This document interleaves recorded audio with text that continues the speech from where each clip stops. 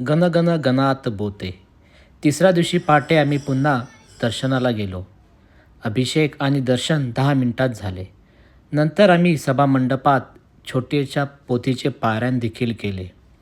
जड अंतःकरणाने आम्ही मंदिर सोडले आणि नंतर आनंद विहार. हे काही अभिप्राय तुम्ही बघतच आहात, जे वाचून तुम्हाला देखील जाणवेल की भक्तगणात शेगाव किती प्रिय आहे. नंतर आम्ही निघालो अशाच एका ठिकाणी जिथे भक्तगणांनी आपल्या देवासाठी आणि त्याची शिकवण कायम लक्षात राहावी म्हणून एक अद्वितीय, अद्भुत, अलौकिक, विलक्षण, भव्य अशा एक नाही तर तब्बल 27 वास्तू बनविल्या. त्या वास्तू आणि ते कार्य पाहून तुम्ही अचंबित झाला नाही तर नवलच. ती वास्तू म्हणजे अजिंठा लेणी. We have to take paid bus service from parking to base station of Ajanta Caves.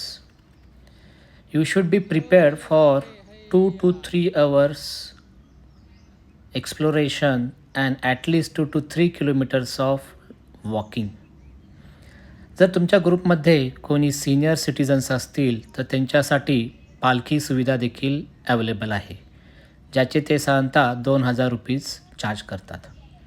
Guides are also available, पण आम्ही तिथेच असलेले हे एक छोटेसे बुक घेतले, ज्याच्यामधले पिक्चर्स आणि इन्फॉर्मेशन आम्हाला केव्ज एक्सप्लोअर करताना उपयोगात आली.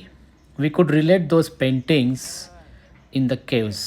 The information is also good and authentic. ही वाघेरा नदी पावसाळ्यात नक्कीच विहंगम दृश्य दिसत असावे. वाटेत कुठेही फूड स्टॉल्स नाही आहेत, so that you should carry sufficient water and food items with you.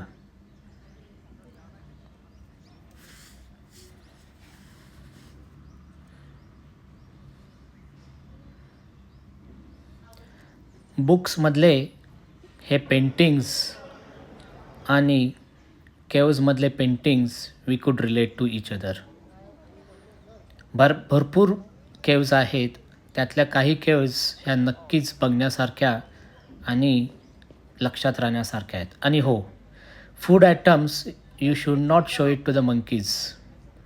Monkeys इथले तुमच्या हातातले फूड आयटम्स नक्कीच हिरावून घेऊन खात बसतील. So be careful of monkeys. हे स्तूपा आहे. काय काय स्तूपामध्ये गौतम बुद्धांचे स्टॅच्यू देखील आहेत. तुम्ही बघू शकता किती छान कार्विंग्स आहेत. हे पेंटिंग बघितल्यावर मला एक वेळ असं वाटलंय की मिस्टर बीन देखील इथे येऊन गेला होता की काय. This is Apsara. Sleeping Buddha.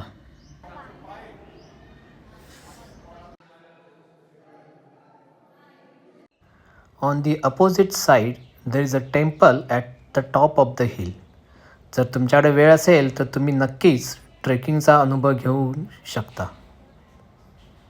अशा प्रकारे आम्ही साधारणतः संध्याकाळी आमची ट्रिप संपवून MTDC फरदापूर रिसॉर्ट, जे अगदी 3 किलोमीटर डिस्टन्सवर आहे, तिथे जाऊन राहिलो.